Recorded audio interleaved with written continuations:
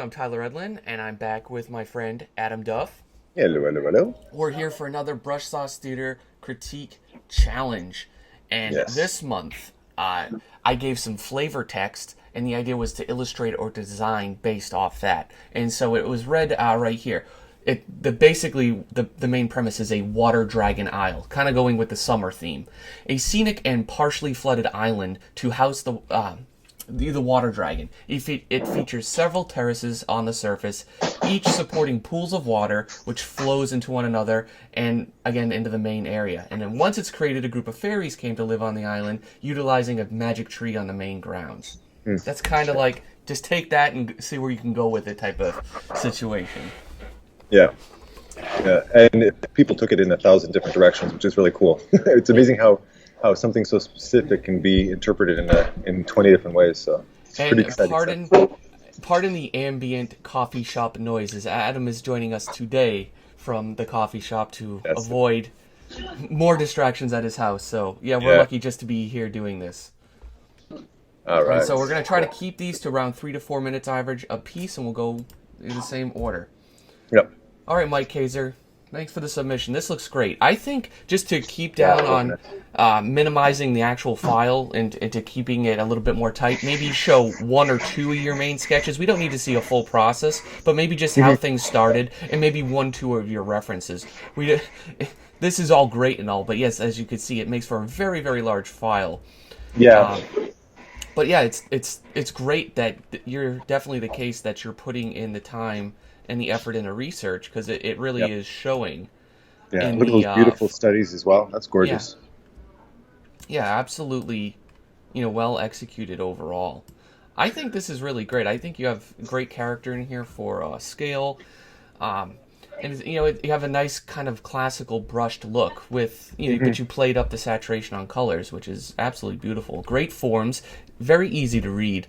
I guess my biggest beef with it is the design of the dragon itself. It feels a little off, or it's basically as Adam was telling me, this in terms of the value structure of this focal point, he's white on white. Yeah.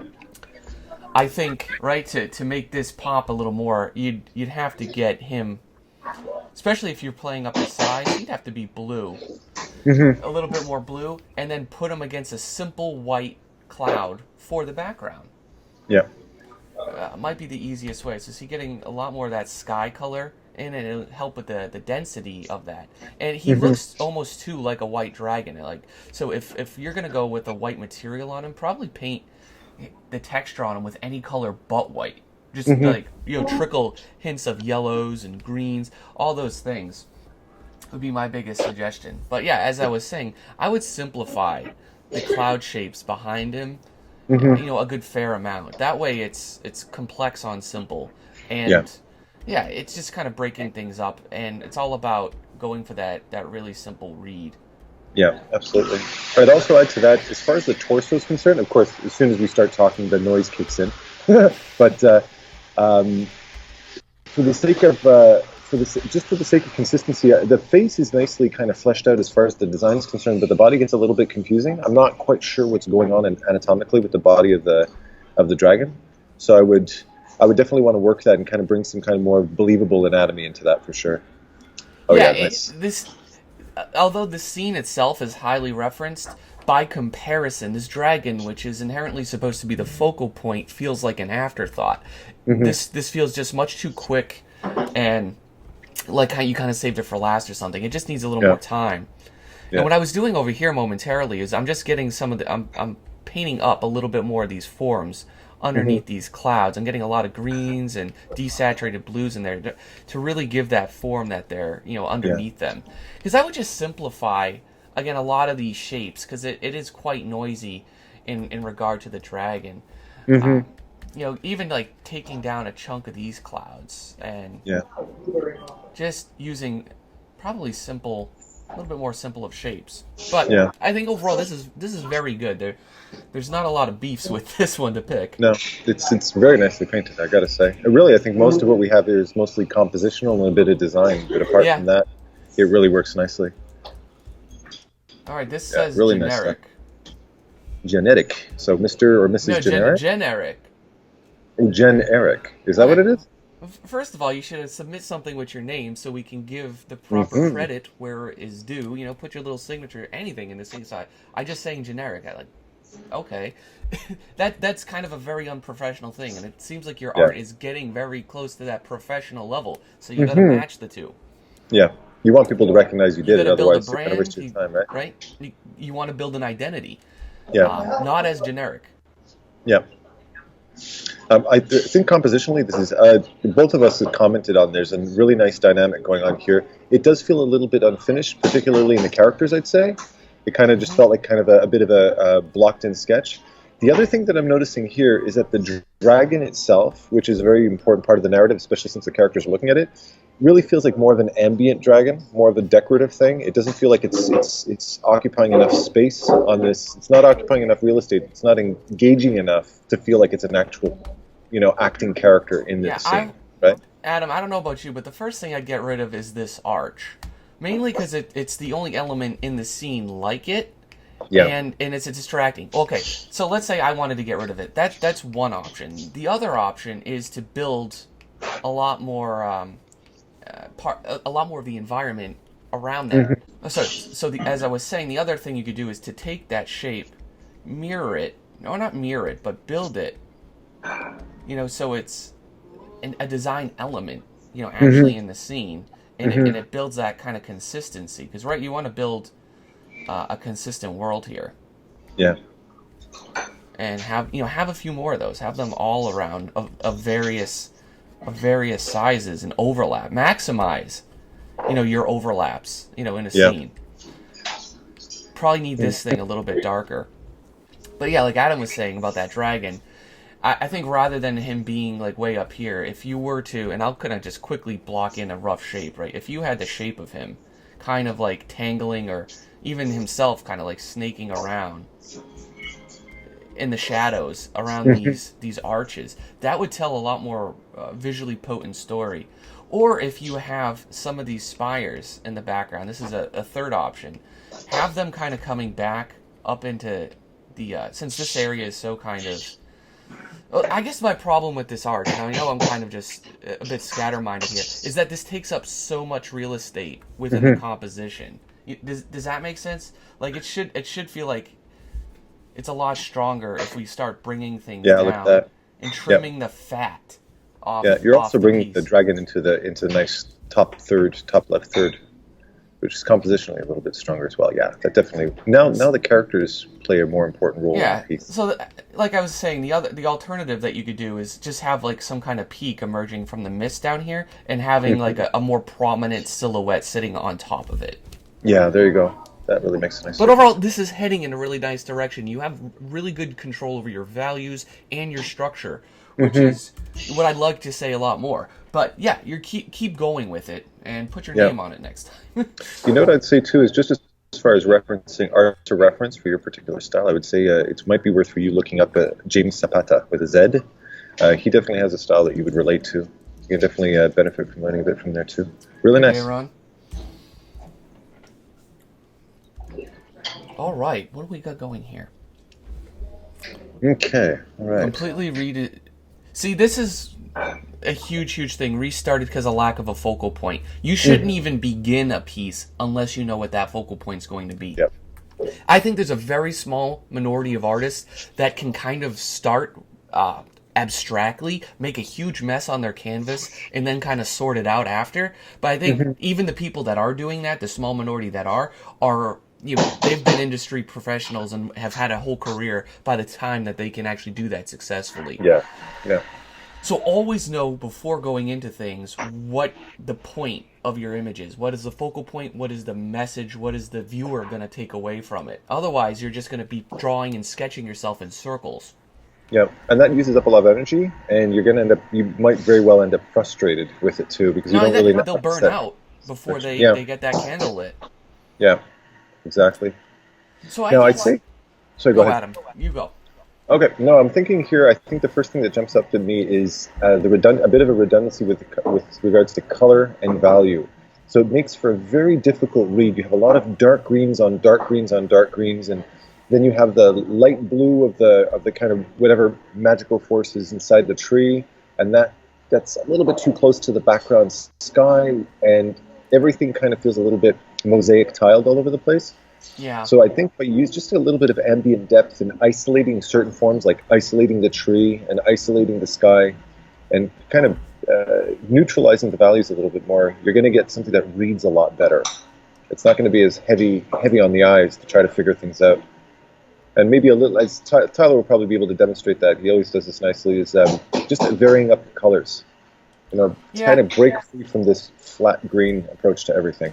Like, I don't know, there's something a little bit more clear about it here, but I think it's just the clarity of everything. You want to work on your brushwork a bit and clean up a lot of these forms. Like, you want to show that this is a huge web of interconnecting branches and stuff. So you would need to come in, basically underneath here and stuff, and get a lot of the shadows in those forms to show that this branch here is clearly overlapping this one, and simplifying a lot of these statements. Like, I don't think you need the clouds here, and that's probably why I like this one a lot more, because you do have it's another element back there, and it's slightly distracting.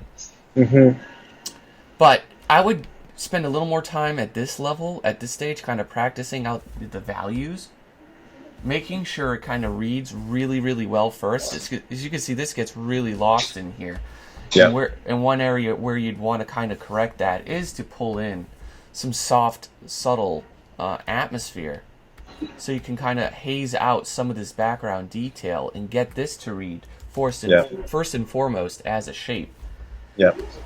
So I think, giving this overall a bit more structure in general will work wonders for it. Like, if we took this section right over here and started giving areas of this, darker values where they need to be darker, and then areas lighter, so on and so forth. And then if these are glowing, see, when you desaturate it, you can really see that they don't really have that effect that they're glowing.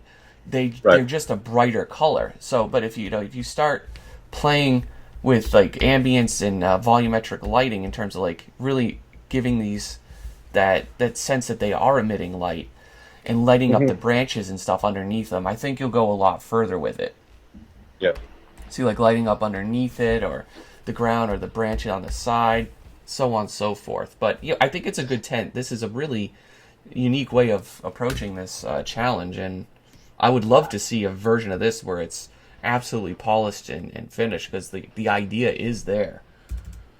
The idea is there, but I'm curious where the connection to Water Dragon is in this piece. I assume the Water Dragon's underneath the tree, and it's making these little egg sacs. Yeah, he's doing a good job. He's enticing me as the viewer to participate in the narrative in this, and I'm giving him the benefit of the doubt. All right, well, we'll do. Because he's got the Water Dragon Isle, he's got the tree, and he's got some sack things. I'm always sold at sack things. Sacks. You need the eggs, right? I'm a sucker for the sack. It's all about los huevos. Yeah, there you go. All right, so here we go. Great piece.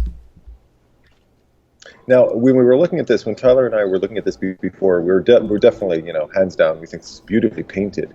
The only thing is, where does the dragon fit into this, apart from having a dragon that's next to the illustration? It would be interesting to see where that dragon fits into this piece in terms of hill and, just narrative altogether, right? Yeah, Anton, this is a beautiful piece. Yeah. Very delicately structured. I might get a little more contrast up here. But work in or hint at the idea of that dragon somewhere, because it seems like you're designing a whole bunch of things up here and how this can work and everything, which I think is, it's brilliant. But at the same time, I'm not sure where that is even happening right in this scene. Just want that to poke out a little bit. And you could also come in here, kind of like you started to hint at here in terms of like a textural tree shape. You could pull that in on an area like this, a bit more with the focal point too. So if I were to grab just a quick little brush here to do, let me see, I have a leaf brush. Okay, something like that. And just grab a slightly darker version of it so you can get in there and kind of create a little bit more of those, the graphic shape for the shadow areas. since this is like a highly focal area, you can get in there with some of these dark shapes, and you'll really get some of these forms in here to read. Yeah. But you do that in here, like you're doing that in a lot of places, very, very well. I would just push the contrast like 10% more, maybe 15. And if you can find a way to hint at a dragon slithering through this, or the silhouette of it bathing in something like this, is a beautiful composition with beautiful atmosphere, beautiful painting. But it's just an empty environment at this point. So we want to add that illustrative part to it, the story, the design, all that. But I like where this is going. Very much, yeah.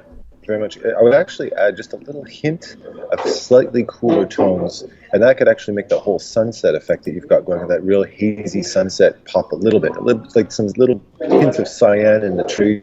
Yeah. It's subtle, because you've got a nice subtlety with your colors here that's really working. If you over push it, it can make things look a little bit, markerish.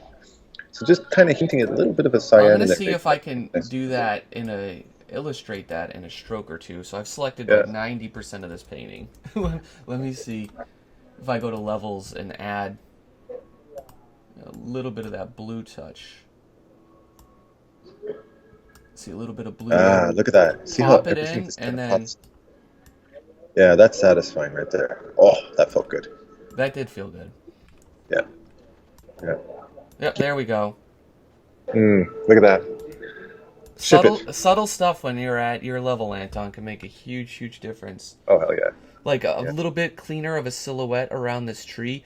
Have this light that you have here baking in around that silhouette, and then you could even put the silhouette of the dragon there, or a family of dragons up in the nesting in these hills. You have a lot of potential in this piece to nail it. You could have a band of travelers trucking through a boat, or just walking through the swamp in the foreground here, sneaking up on this.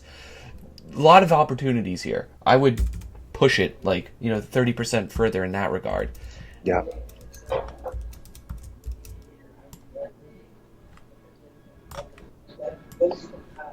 All right, Benjamin Wiseman. All right. I'm really digging that sketch. Just to start things off, that really brings me back to what I love about drawing, right? It's very playful, really engaging. I just love I love all those study sketches you got at the top too. You get a nice graphic line to you too. He's learning. See, he's really putting the time in to figure out the designs. So this is what we're talking about. He knows going in before he's starting the piece what exactly he's going to express with that.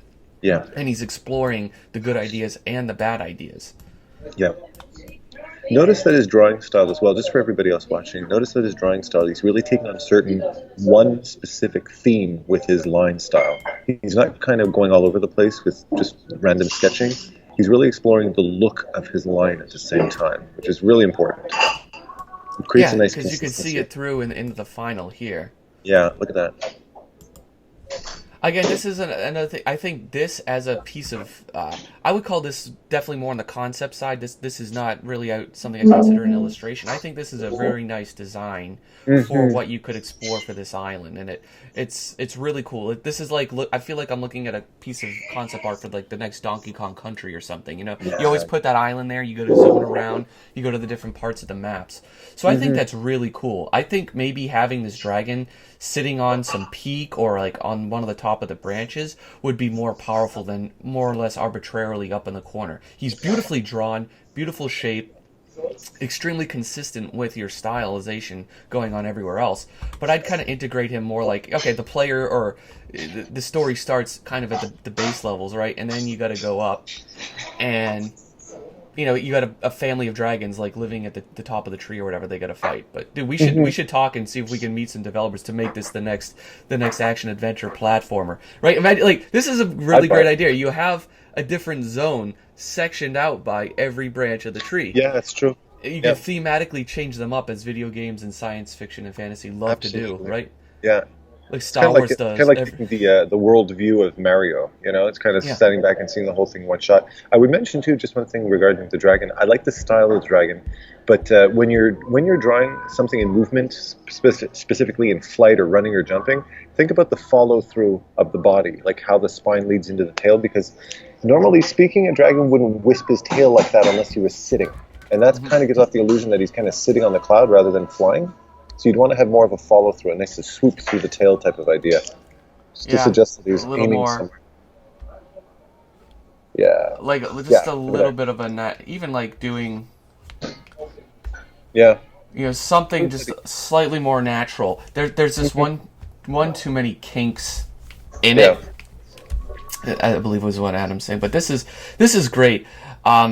And if this is something you love, and I mean, you could, depending on this works stylistically. The illustrator in me just wants to go in and add tons and tons more detail to this, but this is your style, and it's a lot simpler than what I tend to go for. But that's what it's beautiful, because you can get away with that. Where I have a hard time reducing and simplifying something to the amount of information you put here. Mm-hmm.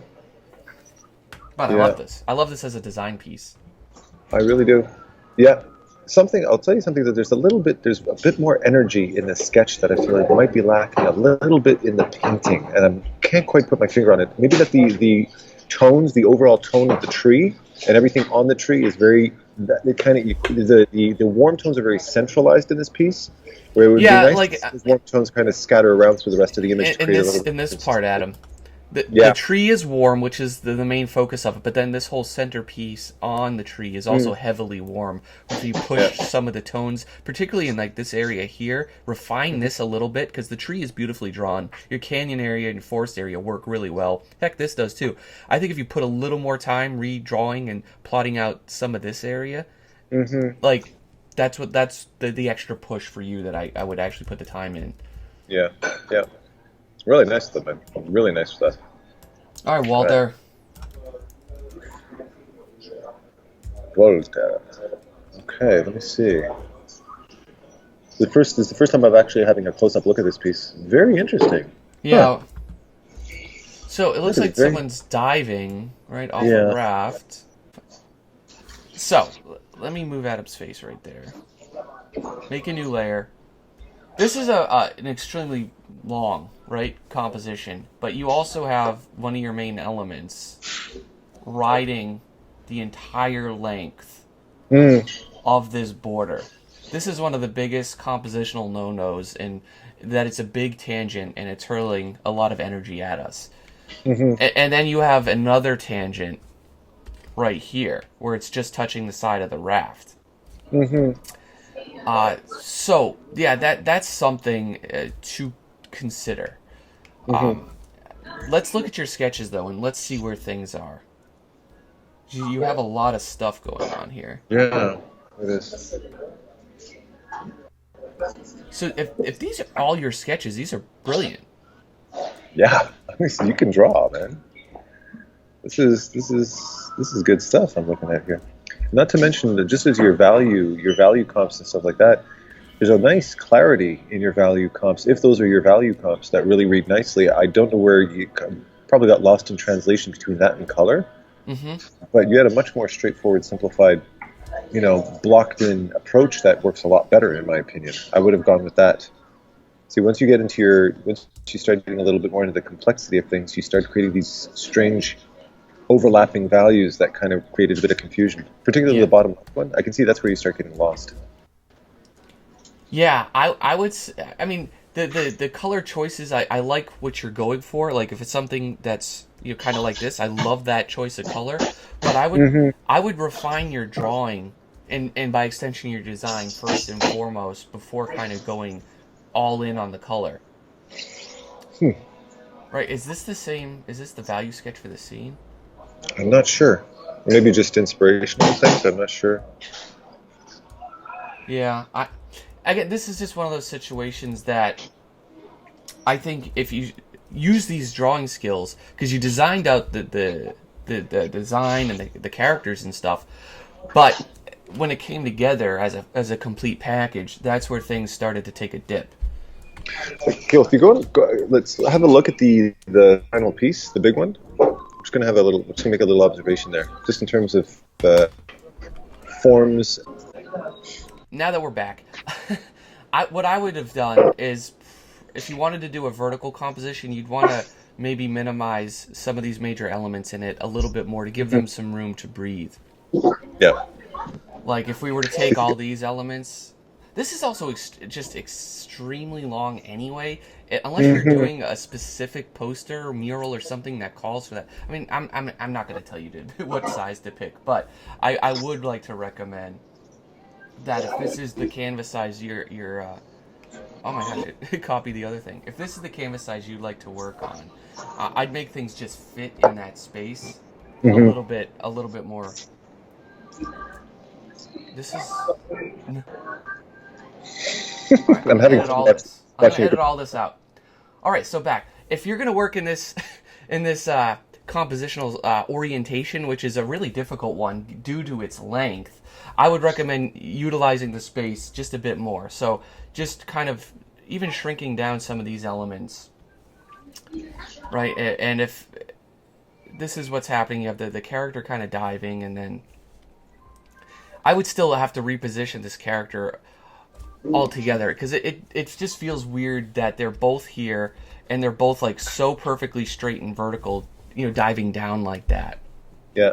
Notice too how you that big obstacle, that big raft thing you've got sitting there is completely bullying in on all the other space in your composition. You don't need to have that raft in there, and it's what it's doing is you're basically compensating by shoving both of your main characters off to the side because you've used up all the space for the raft, and that's not a practical way. The raft isn't that important that it needs to take up that kind of space. So just shove the raft over and Yeah. clear up Let's some acting room for your characters. let's say if this was all water, right? We're below the surface, like in your reference, and this is basically an entirely underwater scene. You could just lightly put the raft on the surface, Yeah. that you see it, through the water, way up Hmm. there, and then focus entirely underwater. I think this is just trying to show too much in a really awkward space.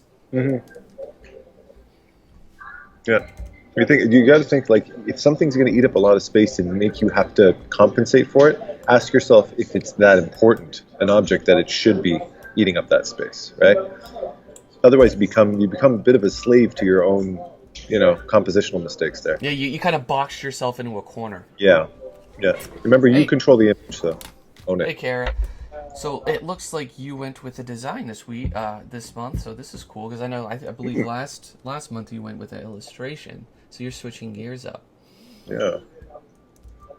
Very cool. Check this out, man. Yeah, Look at this. I think the idea is really here. And the important takeaway with this is that it's also extremely clear. Mm-hmm. It's very Yeah. easy to read. It's but at the same time, this would have been for me. This would have been like my stepping stone. Like, okay, I worked out what that idea is. Now I'm gonna try to maybe showcase this in a little bit more of a dynamic way. Yeah. Do a camera shot where you're like on the cusp of like one of these little pools, and you see Mm-hmm. this spire in the background. You're gonna paint that picture in Yeah. your head once you have your idea work like this, because at the end of the day, this is a very good visual. It feels like a supplemental piece to what the main idea Mm-hmm. really could be.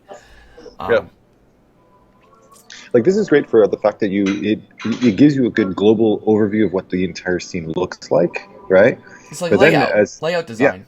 exactly. So the next thing you want to do is just kind of imagine where you can stick your camera to get the most interesting looking shot and draw it from that perspective. You could do 1,000 drawings based on this one illustration because you've got all the information there, right? So just have fun with it and see where it takes you. And based The- on the perspective of these pools, the horizon line would have to kind of be up here. Because see, we're looking down into them like we're above it. So Mhm, that essentially raises the horizon line a lot higher. mhm. And so that could lead to other things. So I would just start with like take this idea. If you want to keep pushing this work on your portfolio, do some more sketches because you can sketch really beautifully. Like Mhm. do that, but put yourself in that shot, kind of like the first entry we looked at this month, right? It's right behind the characters. We have the Yep. whole scene in front of us. We can gaze on and really check things out. Mhm. Because your idea is here, your drawing is here. Now let's take all of that, put it on the next higher level, on the higher shelf, the shelf above it, which is participating, us participating as the viewer in your design Yeah. and adding narrative elements to it. Yeah. And, Absolutely. and just because I'll see if I can draw something in like 30 seconds. So let's just say, right, we have off to the side, right? Nice little comp. We have a nice little low horizon. We have some characters kind of, right, stumbling into the scene, and they're like on the edge of like some tide pools. They go in, lots and lots of ones. They go for miles, and they're huge. You can see like maybe the ocean off in the background. There could be spires, up in the distance. Well, this one going like up into the clouds, and then you see like part of the bottoms of some of these floating masses. Yeah. Something like that. And this is really quick and really crude. I wouldn't even go with this one, but that's kind of what I'm trying to express. If you were looking to take this and push this further, I don't know. I think it's really nice because you came from a really solid drawing. I would say almost like this flat version's a little stronger in areas because I don't know. It's because you draw so well. I think for me it would be getting a little more color variety into your greens or into your water or into your rocks themselves. Yeah. So look at like those tropical, right? These tropical, like showing sandbars like underneath there, like not that way. I don't have that direct, but you know what I mean. You'd see like how shallow the various places of water could be. There'd be dark areas, there'd be light areas, and that would look really, really beautiful. I'm not gonna pretend to like this isn't not working, but using all these colors to show what could be underneath the water, and that becomes a huge part of the design. Maybe adding supplemental, spires of mountains too in the background. Maybe like this is all hidden, and these are all pretty large on, the horizon. Various sizes, because then that would give you opportunity too to show overlap. What if this was surrounded by these shapes? Yeah, and now what you see, if you see what Tyler's doing here, he's kind of integrating your design into the environment, so it feels like a part of the environment. What you had before is kind of like as if you created a little bit of a little statuette and you stuck it in the middle of a frame, right? Instead of having that being an immersive part of the actual environment itself. So now it feels like it belongs in there, right? I wish we had the time to just spend like an hour on each I of know. these to really like. This one. Brenton, you have the most original take on. I would have never imagined any of this when I wrote that flavor text. You're the type of person who said, I can see you being the type of person who said, why did you stab that person? And you go, well, you didn't tell me I couldn't, right? You basically take the smallest instruction and you just go buck wild with it. I love that. I think that's so cool. Yeah. You really went off the rails with this idea, which is awesome. Really nice. Yeah. Definitely interesting take. My issue with I guess my biggest issue with this is when it comes down to the design is the composition of things.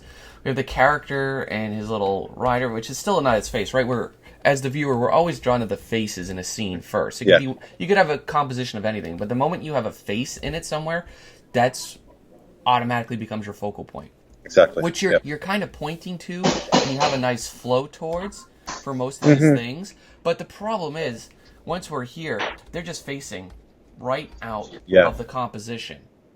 Yeah. You're basically leading the viewer's eye outside of the image, which is the opposite of what you want to do, right? You want to lead him in. I would have taken, if this is the character and the orientation that you're going with, I would have had him at the opposite side of the comp, so he has plenty of room to breathe. Yeah, so he's entering instead of exiting. Exactly. Yeah. But aside from that, most of this is, really beautifully rendered. Yeah. Well, you know what I would do actually, because if on the other side he would start to compete a little bit too much with that tree. I would just flip it horizontal, so he's pointing to the inside of the image, because there's a nice opening there. That's more or less what I'm going to do. And then we have, of course, the background. But see, if we had the character, something like this, he's looking out. You have the other elements in the scene. It leaves a lot more room to breathe, and it feels even a little bit more dynamic. Mm-hmm. So you could have the water kind of rushing up. I mean, you'd have to switch the orientation of the water, everything. But you could put, let's put the ball, like the ball right there, whatever, a little bit smaller, and then have a few more trees, really far in the background. You can just create a simple silhouette. They don't have to be anything more than a graphic. And then Yeah. just kind of simplify that, or put any kind of other element you have back there. But see, now he's got a lot of room to breathe, and he's... There we go. Maybe just do that out. That way it becomes that. Or have a tree shape somewhere in the background as well. But, really beautiful colors and rendering overall. This feels like, due to how things are hazed out a little bit, it feels like some of the saturation or the intensity, the purity of the color kind of took a bit of a dip back there. And there might be a way to, kind of just... I'm just looking at this area to see to get that kind of back. See, something like that. It felt like there was like this light layer of gray over all of that. You know what I would also add? Seeing as how you have a very cartoony style, people are very sensitive to the appearance of faces, right? And if you look at the kind of expression he's got in his eyes, anatomically, structurally, the face and mouth are a bit off, and people are really going to that really has a strong impact. So what I would do is look up a lot of cartoon designs, look up the different cartoonists and stuff like that, and look at how they emote with the face. So you can kind of tweak. You kind of have that half moon eye, and then the extra round eye. That feels a bit awkward. So you'd want to. I think they need to be a little more spaced apart. They're a little too close too. Move the mouth down a little bit. But this is really getting there. It's like 70% there. Yeah. Fix the composition. Oh, I guess that may require more drawing. But your ideas here, a lot of your rendering is done. Just kind of doctor up your scene, and you'll be set. Yeah. All right. What do we got next? All right.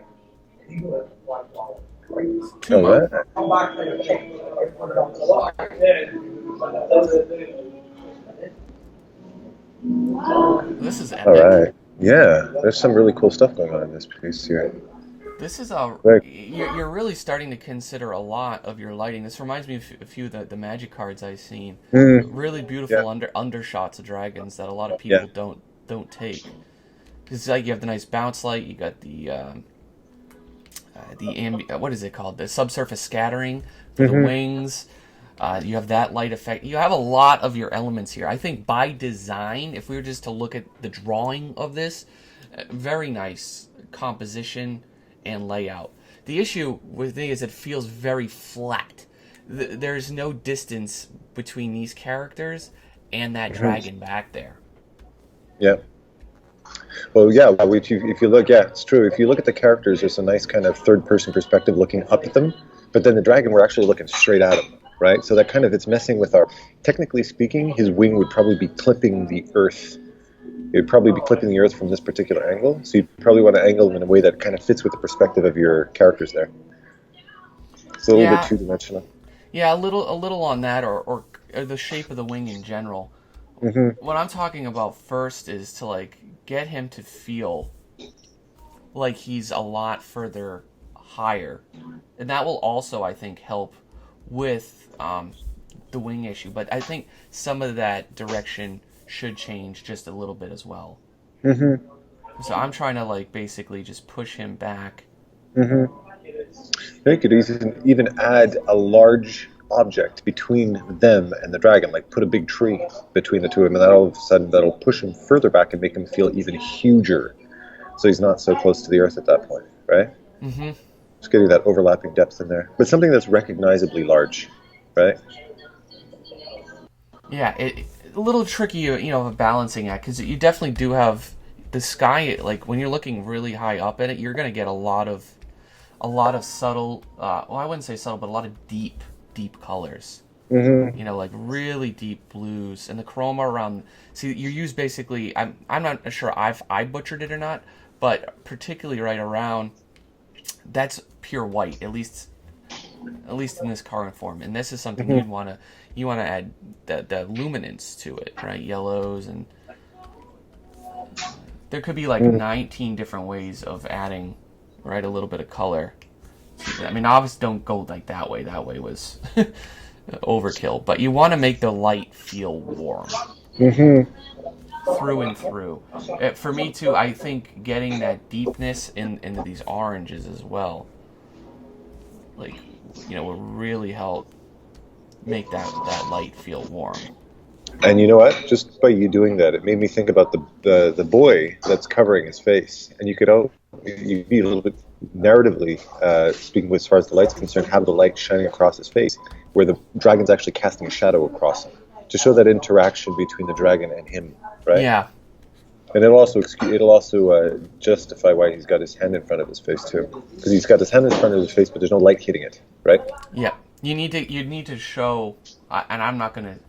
That would take a while to show, right? Yeah. But if you were to like have, for instance, the surface of his face here, right, and this is all basically shadow. There'd be like the cast shadow from his hand. But if you have like all of these, areas, and he needs the light on there you him is basically what I'm saying, and what Adam is saying. So that's the very shorthand, ugly version of what we're trying to explain. And then you'd have parts of him too, where you could have parts of that light really affecting other areas of him, and you can, since this is cool, and really use these design elements to help push him forward. So we look at him. Again, this is a really crude version of that, but yeah, this is what you want to start to be basically thinking about. But overall, the design is really working. It's really interesting. You just need to keep refining things and take more reference and consider that the wing is probably going to be hitting that water. Yeah. Yep. Really cool. Oh, Great it's job. true, eh? He is over the water. I didn't even spot that until now. I was wondering what that splash Hey, was. PJ's back. Now, we stopped and really looked at this one for a while. We really enjoyed this. I personally really dig this sepia teal. This is actually the closest in my mind, more or less, that what I was envisioning. Yeah. When I wrote that description. Yeah. The issue with this is that the colors are a bit on the muddy side. Mm-hmm. Particularly the skin tones for him are extremely flat, and there's like that lack of lighting that you're seeing like in this scene. Yeah. You see how they go really dark to really saturated? That's really easy to do. If we come in here with like a nice big bold saturated blue, you dump this on overlay, you can get those blues in here without even trying. Add some greens too. Really layer in these colors. But that's really easy too. You could see too. We're even starting to pick up some of these deeper colors on that dragon itself. So you could even start to pick that out a little bit cleaner. When you start making selections on these things. And You this also did- works. Go Adam. He has a sketch. If you look at his two color comps at the bottom, he's got the one that's a little bit more on the yellowish side, and where the dragon's face is emerging into the light. Yeah. And I like that. And I was thinking, if you took the glow, the boat reference he's got there with that nice, really rich green in the bottom right. If you were to overlay some nice lighting onto the dragon's face to kind of mimic what he's got going on with the lighting there, that would be huge for this piece. It would really draw our eye to the right spot. Yeah, That's you really get nice. like a nice, bright, summery green. Mm-hmm. And again, this is the short end way to do it. Overlay is working for me because you have a very mid-range foundation, which overlay layers tend to work really good with. And then you could also, kind of like that, you could have hints of light and stuff around, because it wouldn't just be on the head. Basically like this under here, right? You'd see a lot of that on the water too. But see, that could be telling. That could be all telling part of the story, and kind of how that works. Just need to kind of smudge that a little bit nicer. But yeah, that's the idea. You're kind of heading in that right direction. It's just kind of like bringing at this point up, see the brilliance of some of this, of the water and the light. Which could take a little bit of trial, a little bit of trial and error to kind of get the depth and the density of those deep, rich colors. But yeah, there's a lot of ways to do it. I think The tree is a little distracting. I think that the tree design itself is the weakest element of this as well. It again feels not like an afterthought, but it's just a really weird and lanky compared to everything else. I would make it a little more prominent, a little more large, uh, personally. But yeah, I think this is heading in the right direction. And if this light is coming from this way, like we did with the last scene, right? You're gonna want it. You want that light to be hitting the character. So again, that we'll do the short end. The short end answer to this is, blasting in with light. But that's really crude example of that. Yeah, notice how the colors, just the desaturated colors on him, really make him almost look like he's a black and white cutout next to an It looks otherwise like a colorized black and white photo. Yeah, yeah. You nailed it. Getting these yellows in here. That's not good. That's already making a big difference, yeah. Yeah, but it needs that depth and the density that everything else does. He's a little too big. He's kind of riding the tangent wheel. I would just probably, I would just shrink him, because he's also bigger than the dragon. When you have a character this big, it's taking the power away from, the importance away from the dragon as well. Mm-hmm. So as the last thing, this is kind of around the size I think would be a little more fitting for it. I gotta say, by the way, I love the rendering in this. I love the look and feel of it. It's really, like, I could just stare at this for a long time. I'm really enjoying looking at this. Yeah, I'd have, and I'd have it like a little closer like that, and then seeing if I could do something to look at that. Yeah, that does make sense. Seeing if I could do something to just ignore the giant version of him, but bring that all in. A little bit more. Lose some of the dead space, and you can still tell the same story, and lose a fifth of your painting. I think that's a really good thing. Yeah, you bring it all together. Nice. So, and then you just gotta where this guy was, right? You just kind of put up. But see, the character, there's a lot more emphasis now on the dragon and stuff. That's a very good observation. Something that Tyler and I tend to observe a lot during the brush class theaters is how how economical you're being with your space. And I find a lot of people tend to spread themselves out a little bit too much over a vast space, and they don't bring their composition in tight enough. And that really does make a big difference. You're not rendering out a bunch of stuff that's really not serving any purpose, right? So that definitely makes something to keep an eye on for everybody, for sure. Woody Woodward. He's brought the wood again. Yes, Woody. All right. So let me see what we got going on here. All right. Well, I don't know if it's I've looked at this and I've seen him. I've been watching the evolution of this on Instagram. So why don't you start us off on this one, Adam? Since you have the freshest set of eyes on this. The freshest set of eyes. Okay. Well, I think one thing I noticed with Woody is that from a creativity standpoint, and his ability to come up with ideas is right up there. I love it. This really brings me back to classical fantasy art. There's certain elements in here that are that I feel I would just take out, like that big rock sitting on top of or whatever that thing is. I guess it's a rock. Adam, I would take 100% it agree. It is very distracting, and it's cumbersome.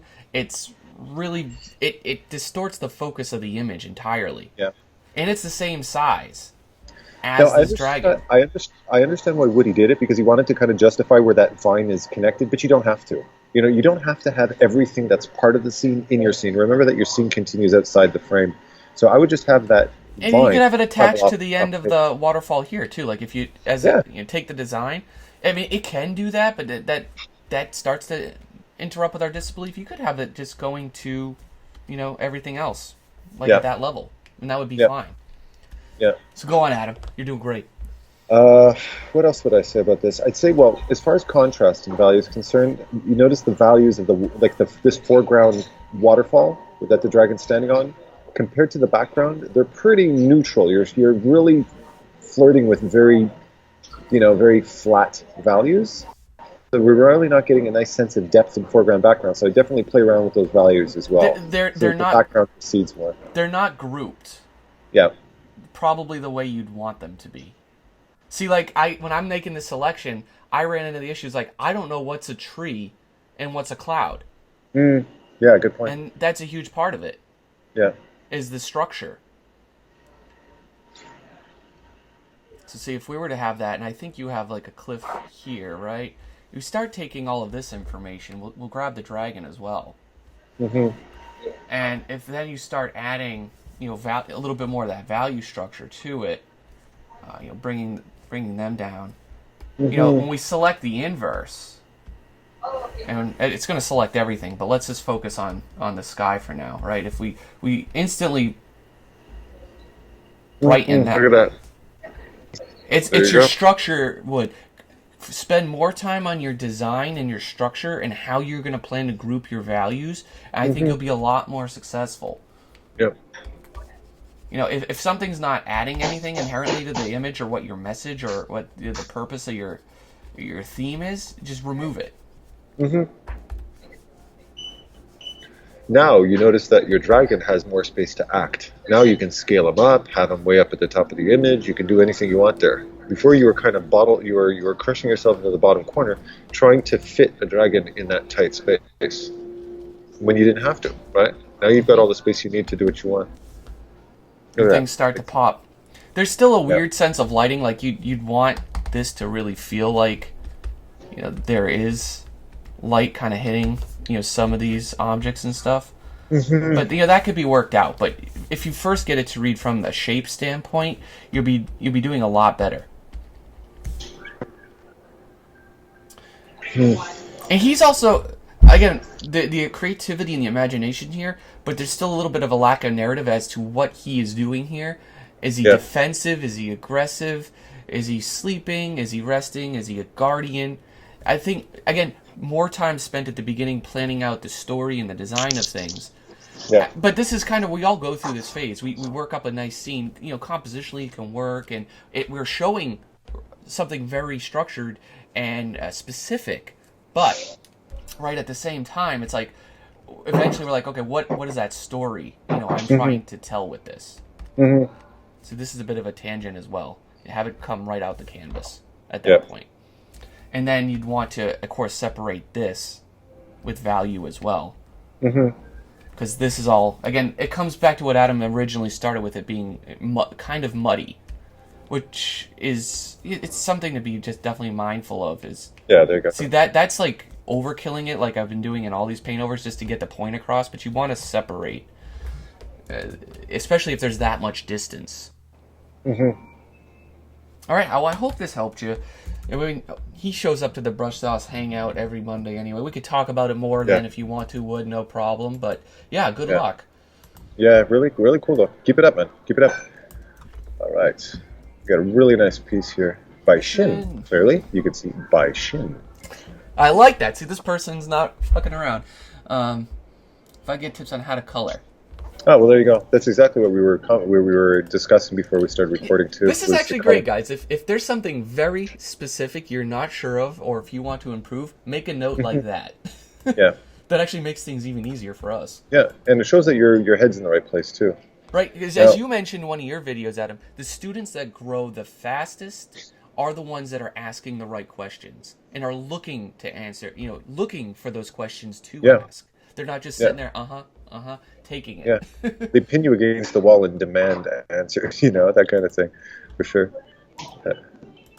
So I think the first thing would be start color grading and have a little bit more control over things. I mean, you have a good sense of control here, but I think by and far the worst offender is the equal saturation through and through. Yeah. Now, if you look at the little thumbnail in the bottom corner, which is a very good example, okay? If you look at it kind of as a global piece and then look at yours as a global piece, and the first thing that's going to pop out at you is that your saturation overall is very charged, where the one down there only has hints of saturation on an otherwise very calm image. This is fairly muted. Right. You can see that, right? So look at the blues. You see how the blues are very off gray, the greens are subtle, even the skin tones are in most cases subtle, but she's got little hints of color in her ear, and little bits in their skin, a little warm moment just around her face and shoulders, the gem. See what I'm saying? Where in your particular case, I think you're kind of coming in a bit too heavy-handed with that saturation overall. And skin, if you actually observe skin in reality, it's not that saturated. Yeah, there's little hints of color, but it's overall quite soft. And you can see that it's quite overexposed where it is highlights. Like these are near white. You want to tone tone that whole range down a bit with Yeah. with. So I think a more accurate value would be something right more in this range. Actually, darken. Yeah. Yeah. Just bringing that whole. If you want to do like little spot highlights like that to show that she's wet, that's where that would come in handy. Yeah. But that would come across more as a specular Look highlight at rather than an overexposed Look at some of blast of light. Bugaro's Right? paintings with the skin tones, classical masters. Because then your structure in the background gets a little muddy and lost as well too, value wise. Yeah. Same thing as woods. Like if you want this to be your what am I trying to say? Your background, your cliffs. Solidify those first as a shape and as a design. Mm-hmm. You know what I would also mention to that is there's two techniques you're using that aren't necessarily wrong, but you have to use them very sparingly. And one is color dodge, which you might be using for your highlights. I think that's overblasting things and overexposing your light a bit too much. And the second is airbrush. And it feels a little bit on the airbrushy side. You want to maintain brush strokes, even when you're painting skin, because that helps to define the surface direction. It gives it a little bit more texture and variety. It gives you a bit more tooth in your painting versus airbrush that can make everything look like it's, an overly rendered sports car type of look, right? You see that a little bit too often. If you look at the fabric and the hair, it's been treated with the right type of brush, but the skin gets a little bit too soft for my personal taste, right? Yeah. It's very much teetering into that realm. Yeah. Remove that. And I'm just kind of doodling up the values. You want that nice gradation with the face, so you do have that contrast.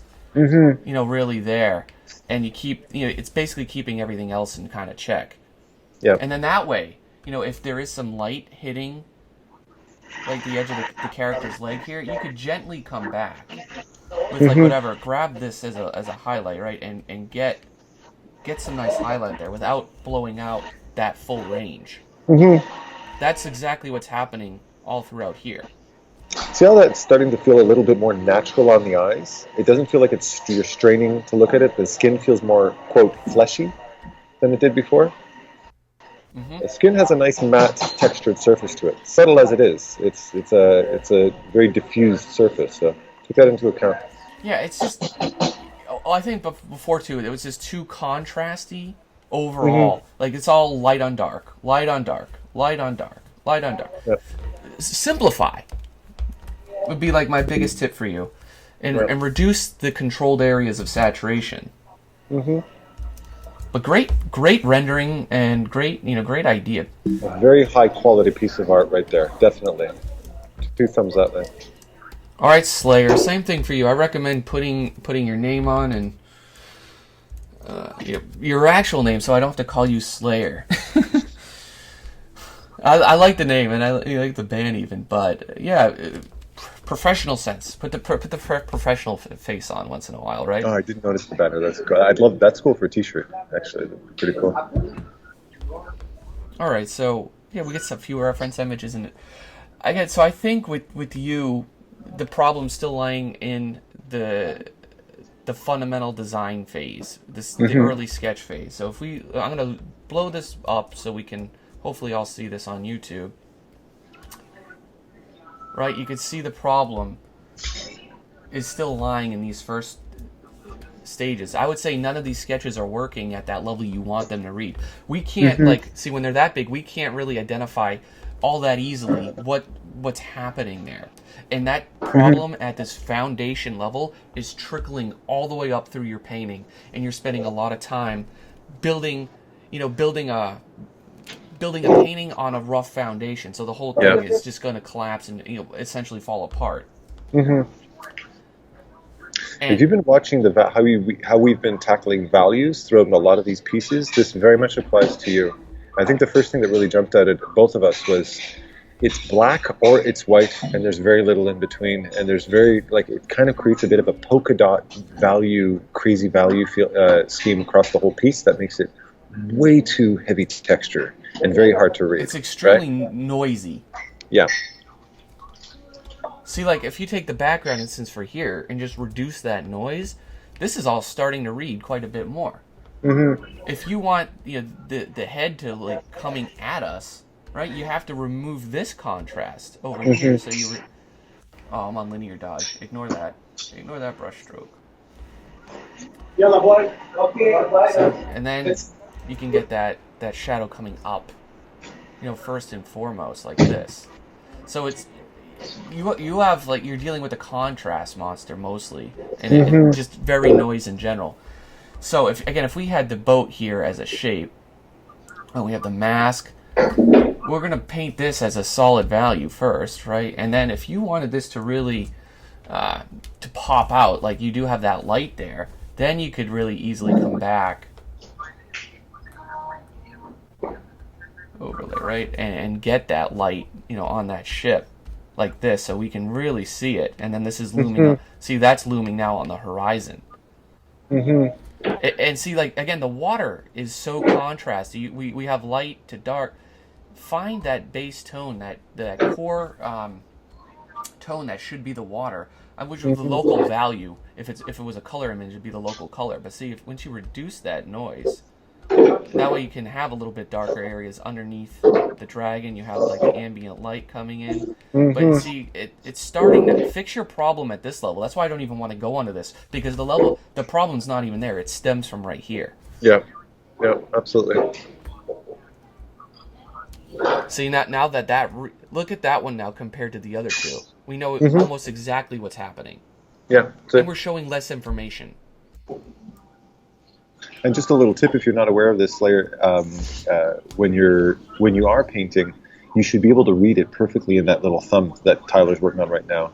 At that Don't worry about size, working at it big. Yeah, it's small. You should be able to read the whole image. If you can't, something's wrong with your values. my closing comments for you is to try to stay away from the black as well. I'm color Yeah. picking like a good fourth of your painting, and you have like raw black in there. Unless you're some Mm-hmm. kind of graphic artist designing, integrating black as a graphic element, like for painting purposes, avoid it. Yeah. There's very few artists that really pull off the idea of using black in a painting successfully. Yeah. You're kind of entering a little bit more graphic novel territory at that point. Hey, Adrian, welcome back. All right. So again, I'm gonna take this as a design piece. Mm-hmm. Beautiful. You mapped out your colors. I love the actual design elements in this. My issue mainly comes, well, in part the rendering, and second the design of how symmetrical it really is. Stab it Yeah. at him. What do you have to add? Anything? It's exactly the first thing that jumped out at me. You want to kind of avoid that whole mirror image on both sides. Asymmetry is very important, for something like this. So the fact that everything repeats on both sides, is kind of evidence that you think very linearly, right? And you want to be able to knock that balance off to create something a little bit more interesting to look at. It's you can have a design that's definitely symmetrical, as most rooms, most houses, most things like this would be. But what we're talking about is like the exact symmetry, for instance, of like the trees, right? The Mm-hmm. tree should feel, if this is an element, right? You'd want to jack it out and create that variety so that it's hugely different in parts. And you have branches Mm-hmm. coming Mm-hmm. out there. You have maybe like a branch back here, maybe like a Yeah. branch overlaying. See, I just did it by accident. The human, the human brain and eye naturally wants to make a pattern and a very specific rhythm of things. We have to fight Yeah. against our natural instincts to really vary things up and to make things of that variety. Yeah. So it is asymmetrical. Again, even with Yeah. the rocks, if that rock is kind of flat over here, take over here and just add a more bold, boulder Yeah. with that statement. Same with the Look at- mountain yeah. range in the background, right? See how Same that exact boulder, pattern. that asymmetry of that boulder up in the top right, really kind of starts to create a little bit more of a natural feel to the whole piece altogether. It's as silly as it is. I remember looking at an image. It was a photograph of a road right down France. That there's archway in France. I can't remember what it's called. But if you look at the archway itself, looking straight down the road, everything is perfectly linear right down the middle, except for one little statue on the top right, of a tiny little statue on the top right of the archway that it creates a subtle sense of asymmetry that makes the whole thing balance. Because otherwise, it's very linear and boring, right? tiny little play on asymmetry that goes a long way for a piece like this. Look at that. It starts And to he be a hasn't lot. even changed that much. The biggest issue too with this symmetry in your piece is like the fact that you have these two giant meatball trees framing it like that in the foreground. I like the Meaty tree. And while we're on the subject of meat, see, the water's not reading like a waterfall. This looks like string meat. Or like it's a beautifully painted little piece of texture, but it feels like it should be like a synthetic armor suit or something. Yes. It doesn't look like a waterfall at all. You remember the water when it goes over, it's kind of cusping like that. You could see it even in your own references, and it break up when you have something like this and you wanted to show a symmetrical design. Add some variety, add maybe some rocks or something like that, so you could break up the flow and make the water feel more natural through and through. Yeah. However, I would add to that there are some very well-known classical illustrators that do have a style that's very reminiscent of what you're doing here, which is cool. But yeah, like make sure you're indicating, at least you're telling your audience that this is water and that this is something organic, something natural. You don't want to. Too much symmetry makes things look synthetic. So you like break up, the tree shapes, so it looks a lot more natural. Yeah. Start one over here, maybe have a branch right here. Nice. Big, medium, and small shapes. Variety and randomness of nature. Not two symmetrical, perfectly groomed meatball trees. And the thing is too, if this is a symmetrical design, it should actually play it off or be totally asymmetrical. It looks like it wants to be, but it's inconsistent at the same time. Like it's kind of the same, but not exactly. So it's kind of having your foot halfway through the door. Yeah. Another thing is the dragon. If you look at the dragon's face, we kind of lose it because the dragon's hidden behind the Grim Reaper, right? So you'd want to maybe set the stage for that dragon or scale the head or move the head a little bit down the waterfall, something to draw attention to it. Because that's a very important part of the narrative, right? Mm-hmm. But overall, your idea's there, the mindset's there. It's again, I think it's not even coming back to the illustration problems, it's the design problems. So I think a lot of us that want to be illustrators, my takeaway from this is that there's a lot of lacking in design fundamentals at them that trickle up to the illustration level of things. Yeah. And I would focus more on that because as far as your rendering is concerned, all that attention to detail, I mean, there's nothing to say about that. It speaks for itself, right? All right, I'm gonna pause it at this point, and I'm gonna open up the two best. We usually do best design and best illustration, right? Yeah. So we'll pick that one with the house and then the girl, right? I wonder how long this thing's been going. Oh, 1 hour 22. That's not bad. That's all right. That's our typical.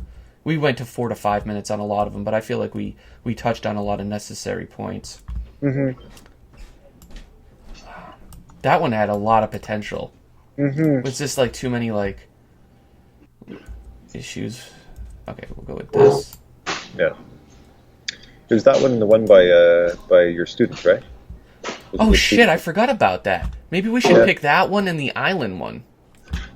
Which island one are you talking about? That one with the drawing that's like Donkey Kong. Because we do design and illustration. Yeah, but but the dragon narrative kind of gets a bit lost in that one. It's kind of just like an island with a dragon up there somewhere, This one? I don't know. It's good. Yeah, I think that would serve as a very good example for. Well, we need one for the design category, is what I'm saying. Yeah. Okay. Cool. So there's just that one. What was the other one you liked? We could pick Anton or the one with the girl. I think the one with the girl. Okay. Yeah, just for the sake of picking somebody new this time, so that we're not kind of showing favorites too much. Because they both kind of hold up for their own, and at least one sticks to the narrative a bit better. It was Shin, right? Yeah. Yeah.